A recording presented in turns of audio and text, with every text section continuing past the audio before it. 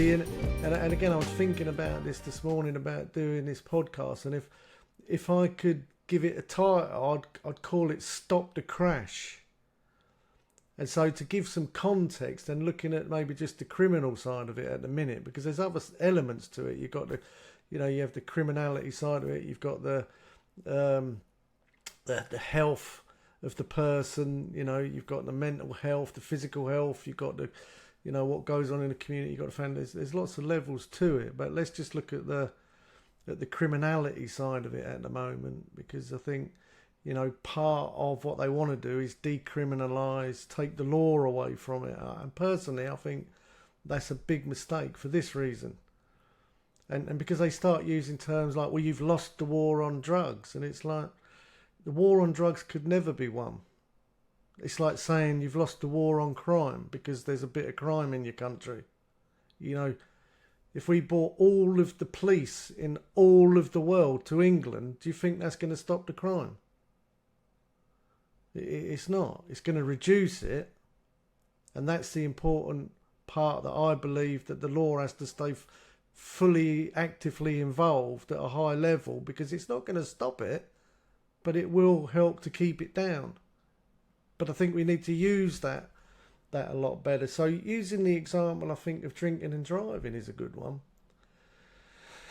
Because, your generation, you believe it's really bad to drink and drive. My generation, absolutely. We thought it was really bad to get caught drinking and driving. Because it was something that most of us done. And what they did, they demonised it. They demonised drinking and driving. They started a campaign. You don't drink and drive. You're killing these innocent children. You're an evil person. You're a terrible person. If you drink and drive, you're irresponsible. You're a murderer. And they really did a big campaign. And yeah, those adverts are haunting. They stick with you. Well, you probably find the ones in my day were probably even worse than the ones today, because again, they were trying to bludgeon it home that how wrong it was. But did it stop people drinking and driving? No.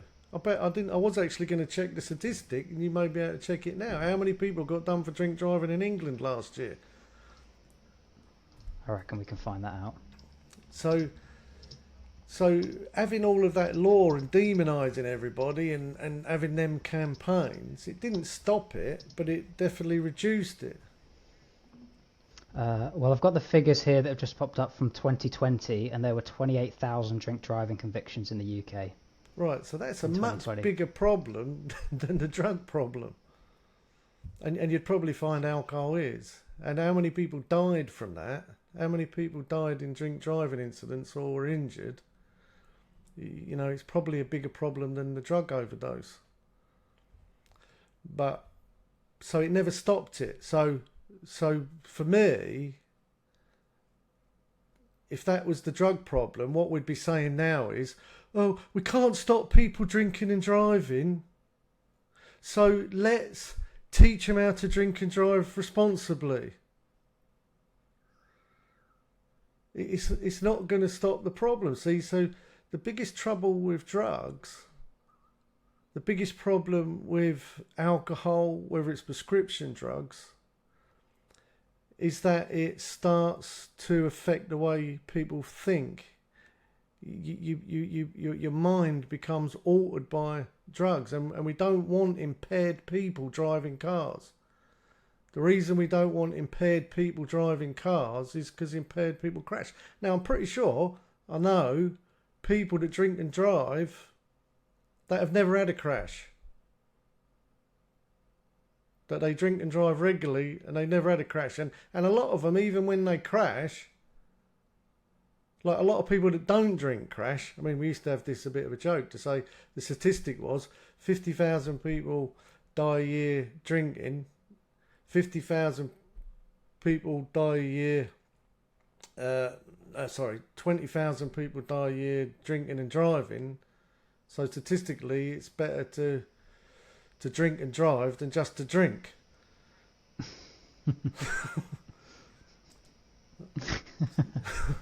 So It's bad logic. it is a bit, but that's an alcoholic logic.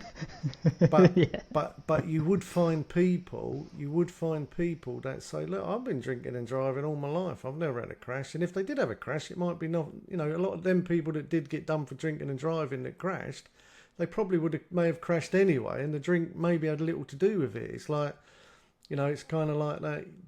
You died of COVID or died with COVID. You know, was it the drink that caused it? But it doesn't matter. Society says we don't want you drinking and driving. And I'm pretty shocked that how many people are probably driving under medications that say don't operate heavy machinery.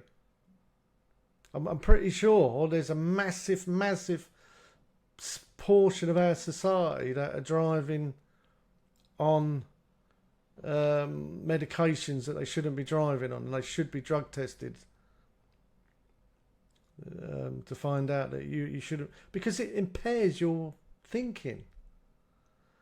And so just because we can't stop something, it doesn't mean we lost the war. Like I say, I believe that, you know, the law keeps it down.